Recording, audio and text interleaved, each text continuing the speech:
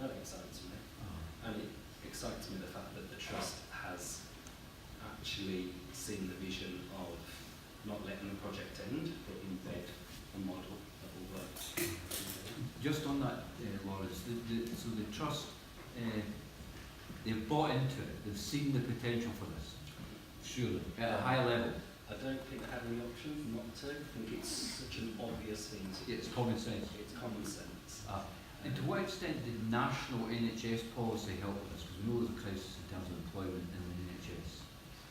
If I'm honest, I think the crisis is helping. Yeah. It's helping to keep it on the radar. But we have to think locally, to be honest. So we have to think about what's happening in our community. We have to think about, call it macro asset, but think about the new hospital. And tie all that together, it's just so obvious. There is a quality in this, but it's your project. There's a serendipitous quality, isn't there? You know, it's been quite fortunate because of the crisis in NHS recruitment, isn't it?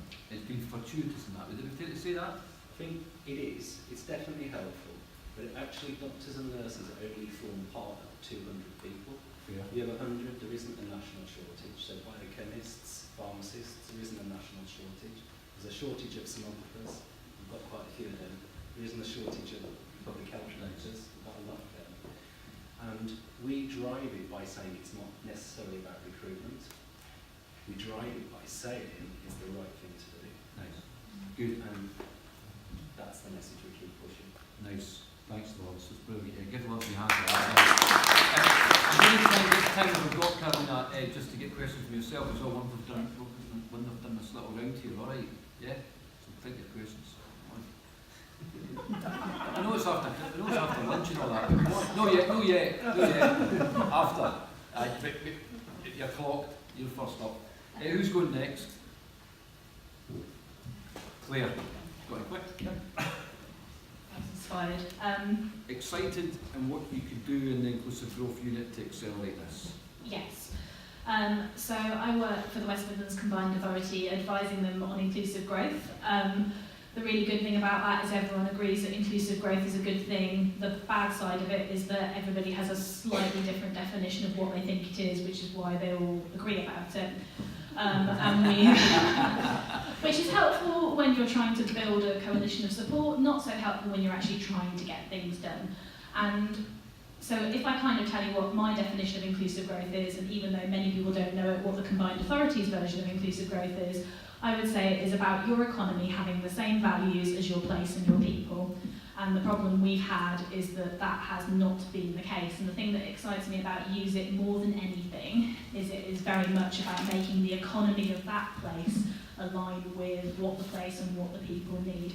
And it is a worked example of that. So sometimes I think when I talk about this stuff, I'm disappearing up my own arse because it's all so theoretical, but actually it's really nice to see something that is applied and on the ground. So when you say there are 200 people who have these wonderful skills, we've employed 11% of them as a result of, you know, this scheme running, and we're going to embed the learning in what we do henceforth. It's like, well, what's not exciting about that? So I'm really kind of happy to see something in practice that helps me and helps other people to build the case for doing things a bit differently.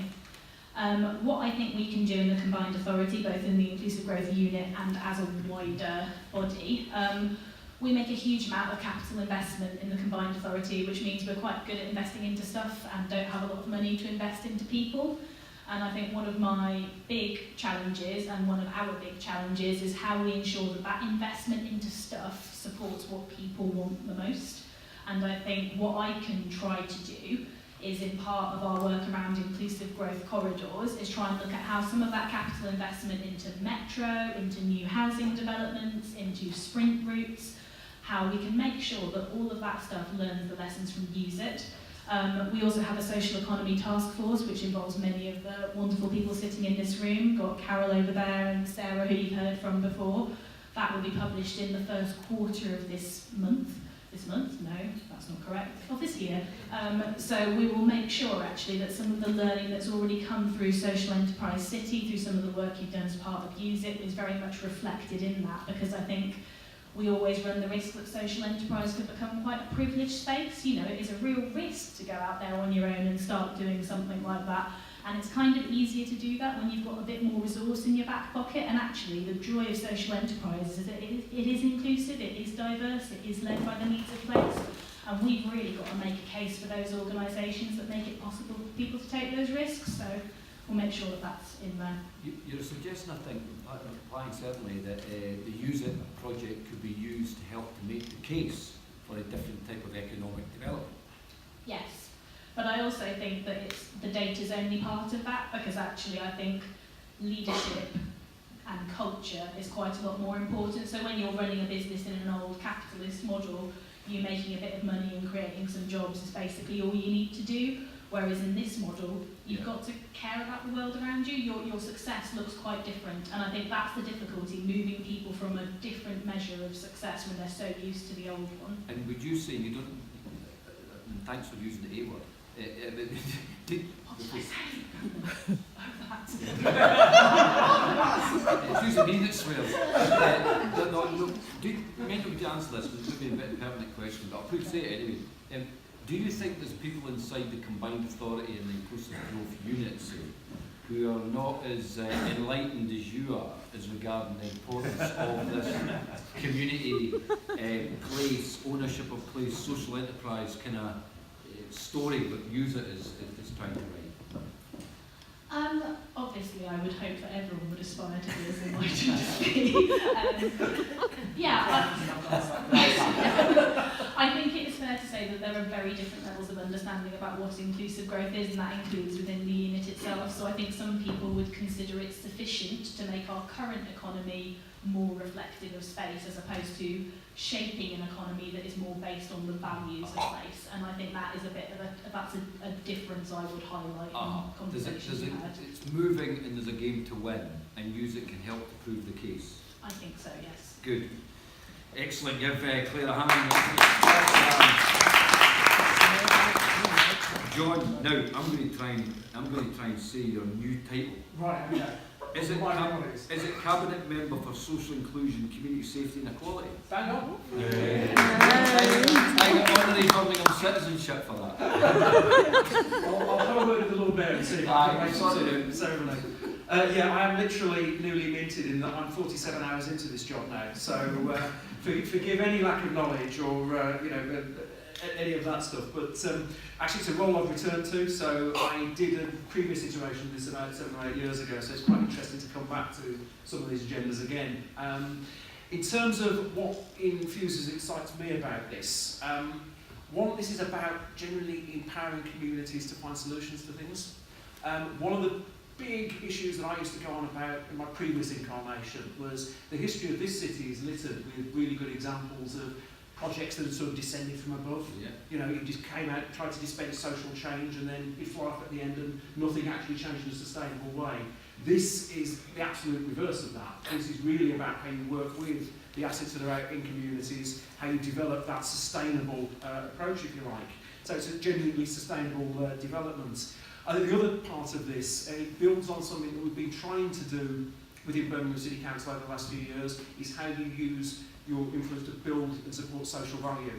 So we try to do stuff within our procurements around driving social value for our social responsibility charter. There's still a lot of work to be done around how we really build out that sustainable approach through our commissioning and procurement activity. But this again is a kind of signpost to what that new world looks like. And I suppose in terms of responding to this and how we amplify it, that's one of the things that's going to be very central to what I'm going to be taking on in the next 47 hours and beyond, is how we really take this and champion it. Great. And I think there's a role here about how do we take what we have from the evaluation today and really sell that message to decision makers within the City Council and other partners within the city as well. I've got a role around challenging, so I'm going to be sat down with my cabinet colleagues frankly and saying, well, what are you doing in housing, what are you doing in social care to drive this kind of agenda forward? And also there's a piece around how we collaborate better across the public sector. So, you know, we've got pockets of good practice, but how are we linking these things up? And equally, that's the case within the City Council. I can point to areas of very good practice, I can point to areas where, frankly, the mindset, I think, is probably about 15 years behind where it needs to be. The other thing is, for me, just that concept of how we tie this up with the concept of the public pound.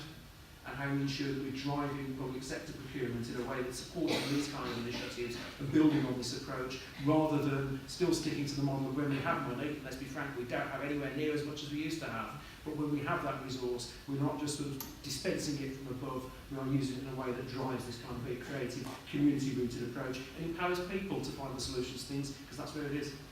Nice. Do you think, John, you're saying two things there really, in the sense you're championing it as a cabinet member, that you use it, and also this whole how it penetrates other assets the council has and other vehicles like procurement. Do you see this as a key plank then of your portfolio and being a champion for this and true? So you see as a good evidence base for you to use in your job? Yeah, I think absolutely. And the way this role is set up is very much around being the sort of agitator and challenger, as I say. Well, I hope it's that, otherwise I'm probably going to be fired by the end of the week. Yeah. There are higher priorities for that. Well, yeah, exactly. Don't talk about that. So, yeah, this kind of approach, I think, that just needs to be central to how we approach these issues, because we're not going to, we've got a map of inequality in this city that hasn't changed in 30 years. Despite the fact we've had some, very well-intentioned approaches to turning that around, and, certainly now in the context of the austerity we're going through, the map is looking even worse than it did. But we have to ask some fundamental questions about why, when resources around, that map didn't change enough. Right. And it's stuff like this that's the key to really making that change. An important message about the means of this project, use it. I need to get that right in the evaluation. So these are the means, and the means are important as the end, because it's the actual involvement process here. Fantastic. John, nice one. Helga, Edström, we've been recognised your face and seen each other probably 10 years. Probably. I'd be on that. Office of Civil Society. Yeah, I'm a civil servant. I'm not based in London. I'm based here in the Midlands. I look after the West Midlands and the South West. On behalf of the Office of Civil Society, which is the civic government that looks after communities and social value, social investment and stuff like that. I'm a huge irritation to my Whitehall colleagues because I'm not based in Whitehall, and I'm constantly up and down challenging them about the way they think and the way that programmes and policies are developed and implemented.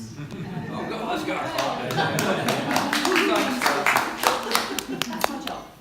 And that's what excites me.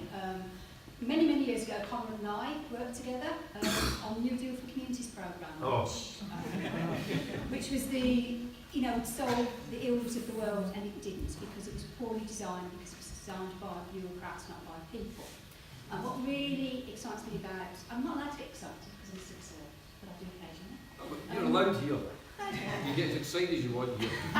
What excites me about the music project is it's actually turned that on its head. And what it is beginning to do, and within Whitehall, is start having those bigger conversations around inclusive growth and places, which is an irritation to me because we've been doing that for 40 odd years. But it's the new, exciting thing. Anybody watch The Good Place? Yeah. That's my life. Right. I'm sort of half between heaven and hell at the moment. Particularly in our current situation where the political vacuum and the political difficulties that we're under at the moment actually allows things like music to thrive. Because other people are busy doing other stuff, and there's a vacuum here that you can work in. A colleague of mine who works for Birmingham City Council always says to me, I do it until I'm told not to. I don't have to seek permission. And I think everybody should remember that, particularly local community. I'm a local community activist myself, and I do stuff. As long as it's not illegal, and I don't upset my local council too much, you can get an awful lot done. You must stop thinking, I can't do it because I don't have that power, because you are far more powerful as community activists and community people than you know. The other thing, just to finish saying, is I used to be on the management board of Baywood Nursery. I helped set that up many, many years ago, and my children went to St John's School. So I'm a local Ladywood person as well.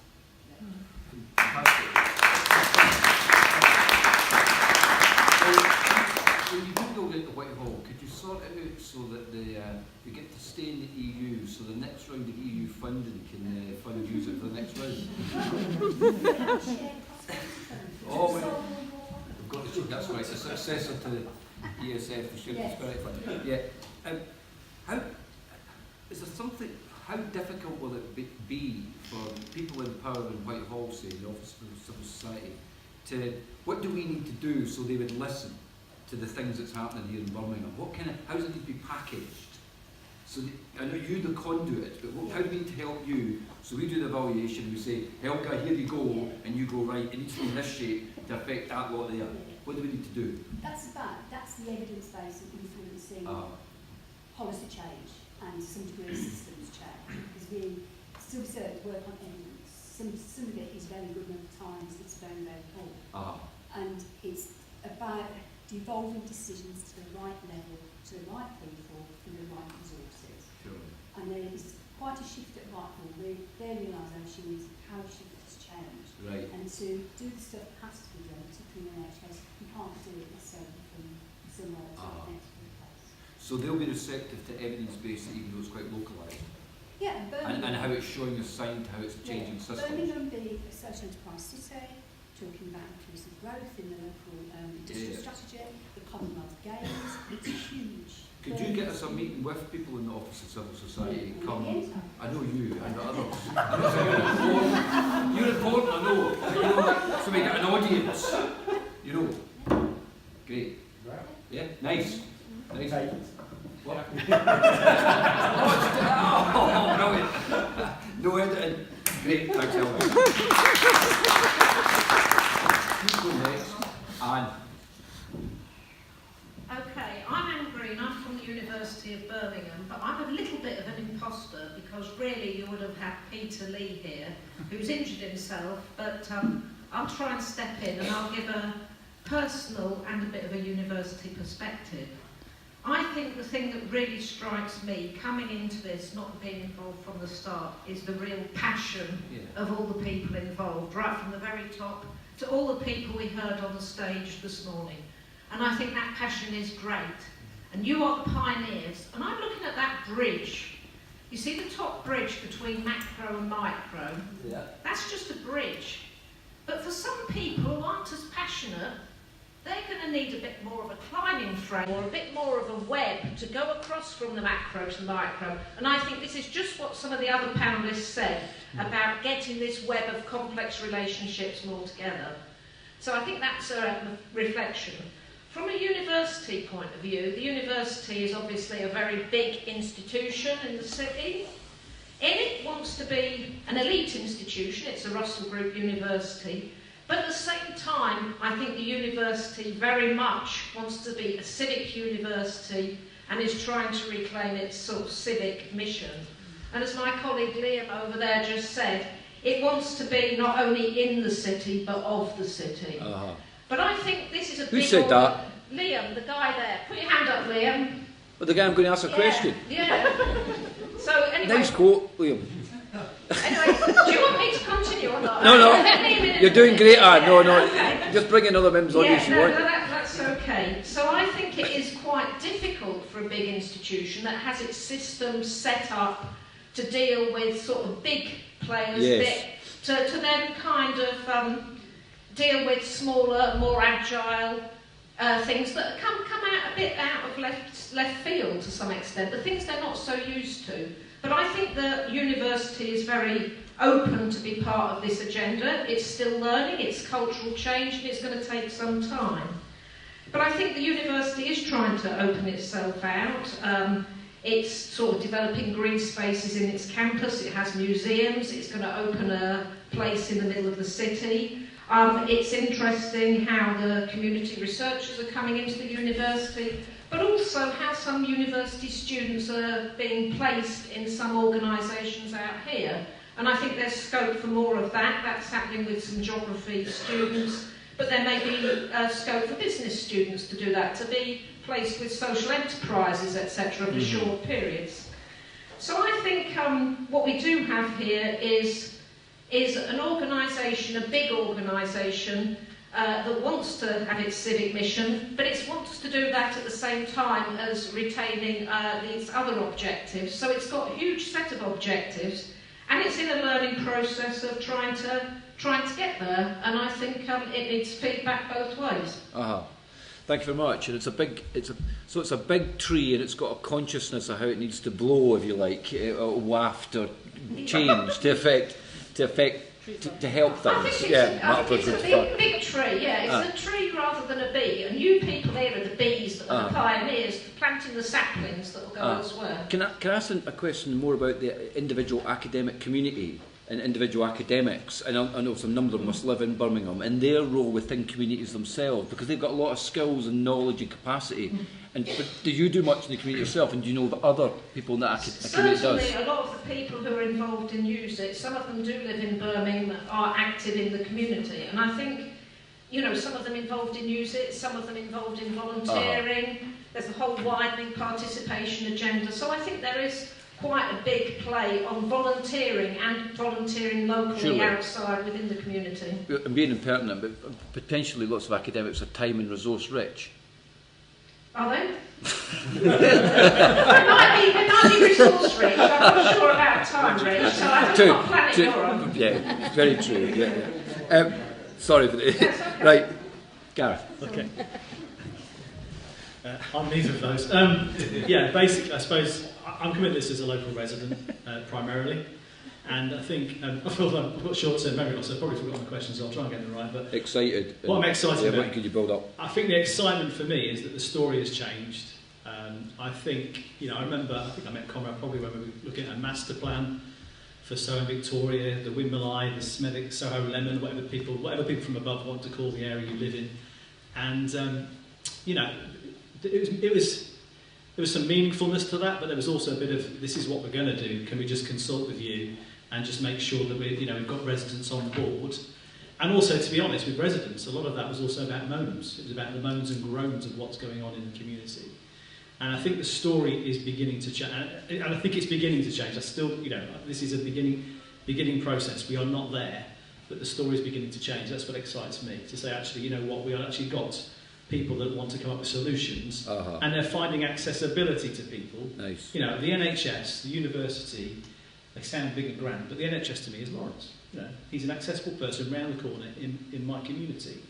And I think that part for me, the fact, okay, these are anchor institutions, and my local charity could be called it, a small anchor institution. Our job is to be accessible.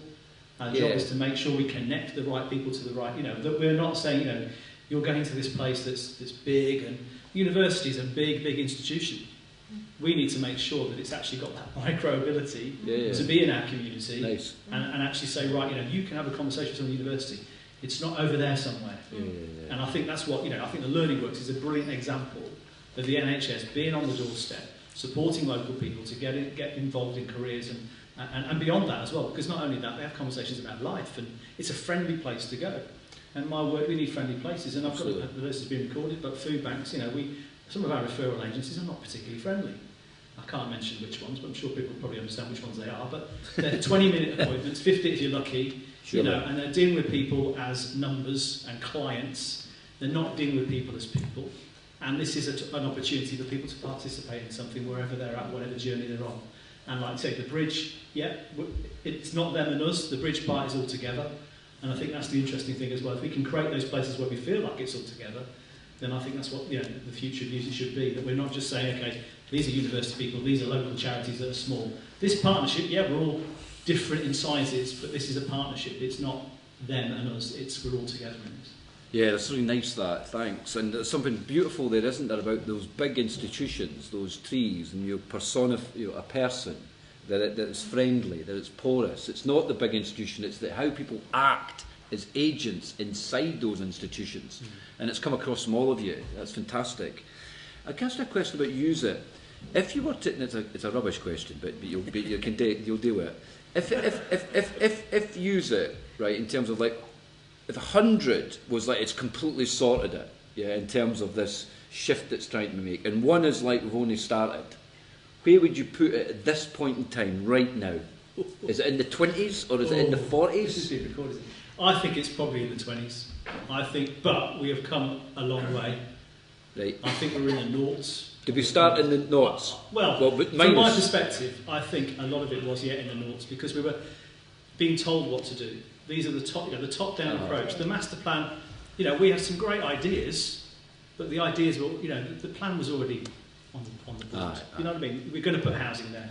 We're not looking at green spaces. We're not looking at opportunities to have co-working spaces together. It's all about what can we make the money out of. And I think, you know, the consultation is probably one. And I think the use it approach is in the 20s, and we're moving forward. Nice, thanks for, you dealt with that very well, thanks very much. You did, didn't you? Liam, your question, mate. And anyone else? Who else has got a question? We've got 5 minutes, and we'll come to Conrad. Liam, yes, do you need a mic? Does he need a mic? No, I don't think so. Belt it, I'll repeat it. Somebody earlier was talking about, I think it was you actually, that there's not like a passport control when you go from Smethwick into Birmingham, right? But with the Use It project, we've kind of drawn these quite arbitrary lines on the map.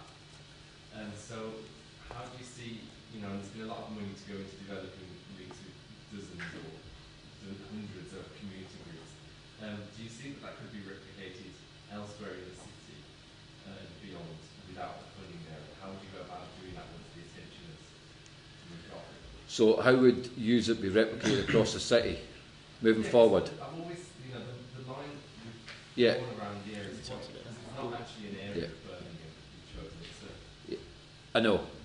Yeah, how it could be sort of spread out geographically. Yeah, we'll take a few. Okay, just to say, I mean, obviously, I was the one who quoted that. Was because I live in Cape Hill and I live right on the border, and sometimes there is this element of trying to encourage people to actually, you know, we can work with our partners in Birmingham. We probably in Smethwick, as part we're in Sandwell Borough, but our affinity to what goes on in Ladywood and Aston is probably a lot closer than what it is to Tipton and other parts of our borough. So, you know, the way that we work together, and also because of geography, you know, it takes me about 40 minutes to get to Wolverhampton, which is part of the Black Country, I know, but it takes me 10 minutes to get to Birmingham. So again, these borders don't exist, but we've got to find ways of working together that, and actually do find, and work with the challenges that we do have, because obviously we're working across 2 local authorities. So, you know, I within every local authority, sure. I know, you know, we've got Birmingham Council people here today, but within every local authority there are allies, there are people that get this, and there are people that don't.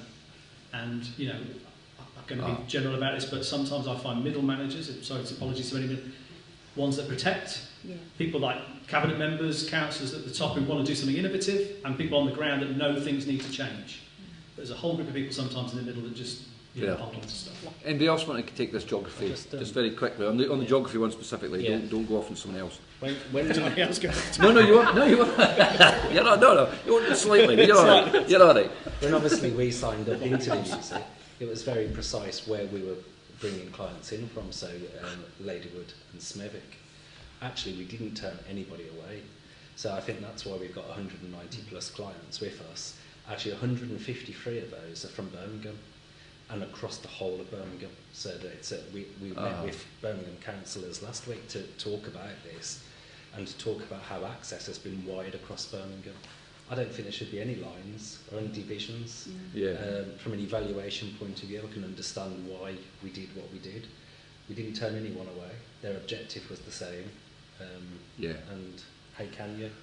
We as evaluators need to reflect on a bit of that, but I think that's cool what you're saying, what you're sensible. Anyone else on this geography point? John, do you want to? Yeah, I think it's what the council should do.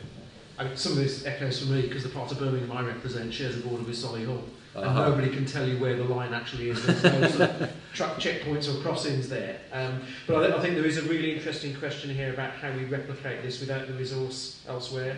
And if I had the magic answer to that, well, I wouldn't be sat on this panel this afternoon. I'd be out there doing it. But for me, it does seem to be in that space of how we bend the resource that we do have, the ability to commission, the ability to procure it in a more creative way.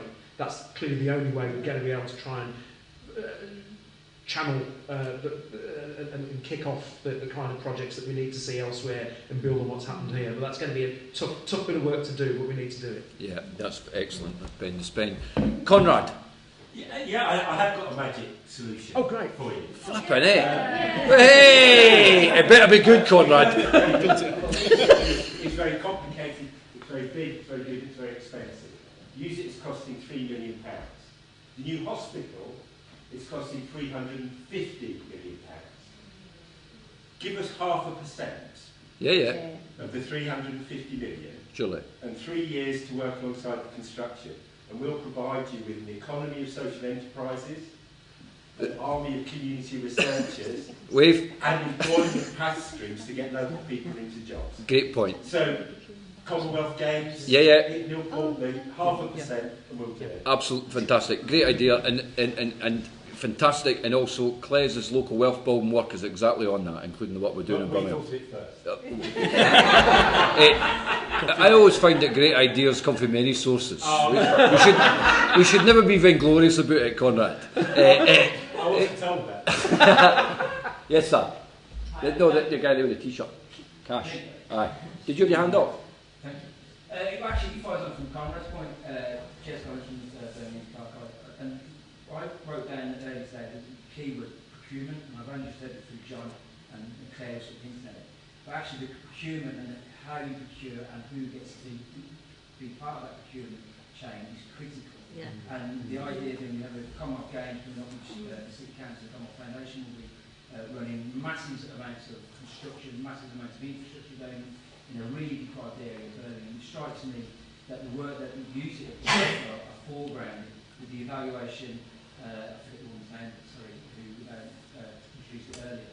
It seems to me a way forward, a demonstrable work, saying this is how it works. Conrad's idea about a levy, a tax, a percentage of construction or infrastructural money, a small percentage, reaps huge and longitudinal and societal changes. And that's the way I think we do this. And the other thing I very briefly say is that I think longitudinal evaluation is critical as well, so that the evaluation doesn't stop at the point when the project finishes, but actually, you have another 5-10 years to look at change as you go through that period, and that's just strengthens your Well, stuff. Thanks. There's a hand at the back there. Yeah.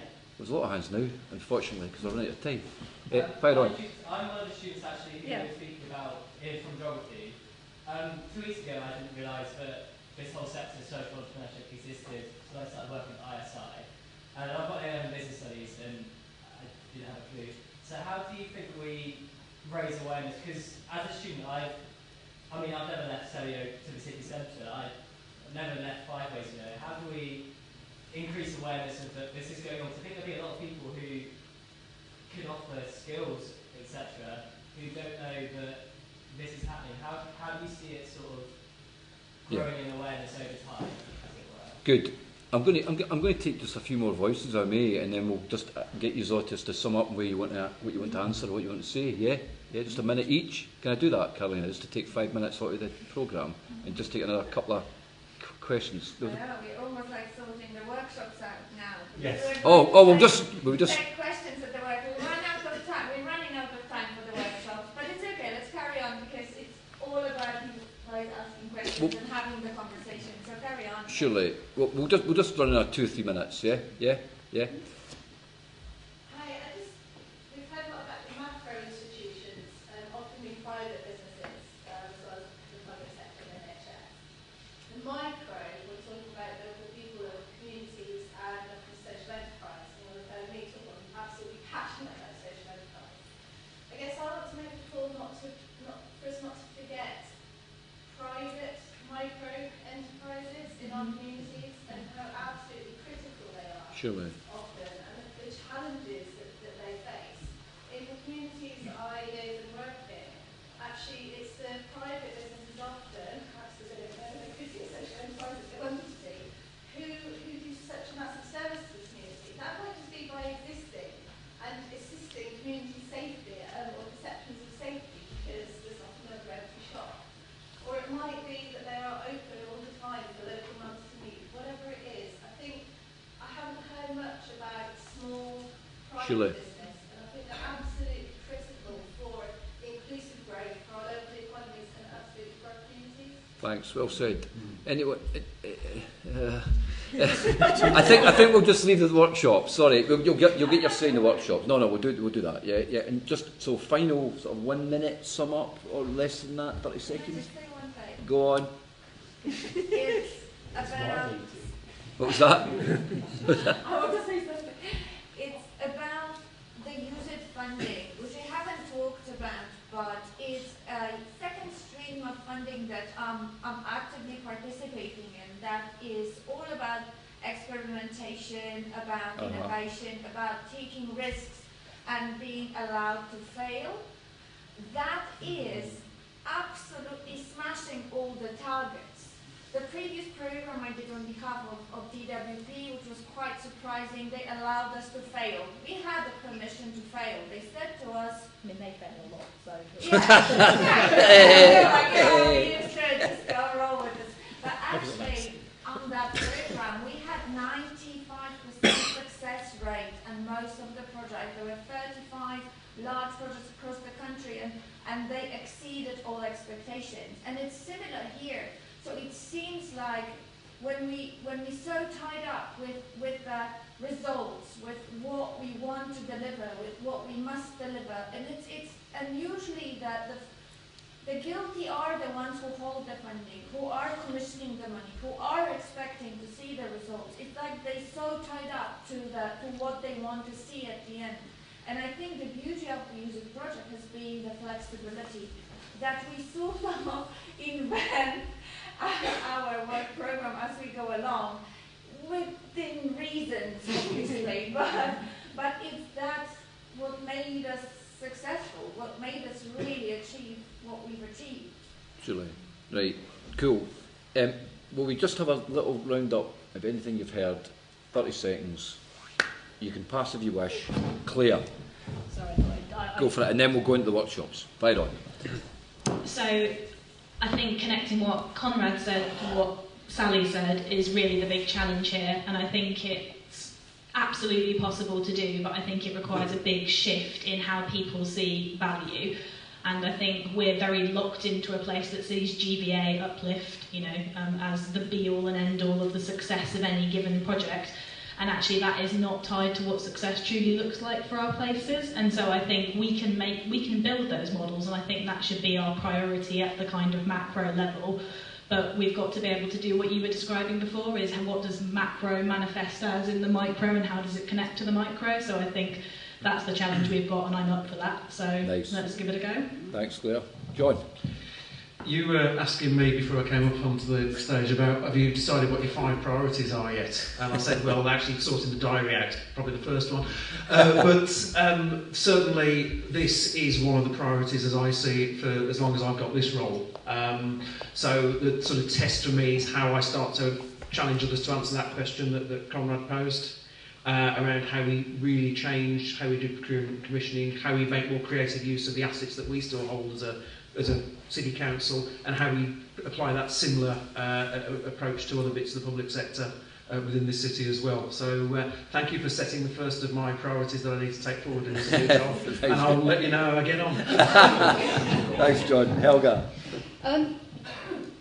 Commonwealth Games, massive, huge opportunities, particularly on procurement and social values. Sarah and I are already beavering away, working with the big organising committee procurement group, but we're very conscious that we want to see something like use it as the social value, not necessarily the monetary social value. And it's all very well saying, well, we'll give you £5 million to do this. Actually, how sustainable is that? What we want to see is something that's like Conrad's model, where you top slice contracts and grants, and that applies at a national government level as well, actually to invest better into local communities and local people. Social value is hugely important to government. We have Claire Dove, who is the VCSE, Voluntary Community Sector National Representative to Government. She runs her own social enterprises. She's been here quite a few times. I'd like the Use It group, Sarah, when you're back off your holidays, to write to Claire and invite her to come and meet with the group, because I think that's hugely important. Excellent. Thanks, Helga. Gareth, thanks. I think what I'd love to see, probably in terms of the summary of what's been discussed, is that in response to the question about social enterprises and not seeing them and not having visibility and not knowing about them, actually to be visible. So on my doorstep, I need to see visible social enterprises. I need to see the visibility, of people who have gone through Lawrence's programme. They've gone through Lawrence's programme and know, they've got the opportunity to move from underemployment to employment in a sector where they can actually be fully utilised with their skills. And there's people that are actually coming together to form cooperative businesses. So there's a range of stuff going on, and private businesses. So that actually there's a range of stuff, and the aspiration has increased in what has been done to communities to now a place where we're actually all doing a variety of things, creating that mixed economy and moving forward. Brilliant. Thank you, Gareth. Lawrence. I just think, like, responding to your question about how we can widen our understanding of widening participation, I think universities have got a big part to play in embedding that. We host geography students each year, and I know the value that brings. But maybe using terms that people understand as well, so saying what it is and what it does, so people understand it. Thank you, Wallace. Finally, Anne. Okay, I'll make a comment about flexibility. You've talked about the benefits of flexibility, and I think that's true, but I think also the benefits of the responsibility of flexibility is also recording what really didn't go quite so well and what could have been done better, and I think that has to be part of it, because I've been involved in so many things where you should celebrate the success, but actually some of the main learning points are about what didn't go quite as well as you would have liked. So I think that's part of the responsibility of flexibility. Yeah, that's lovely. Thank you very much, everyone.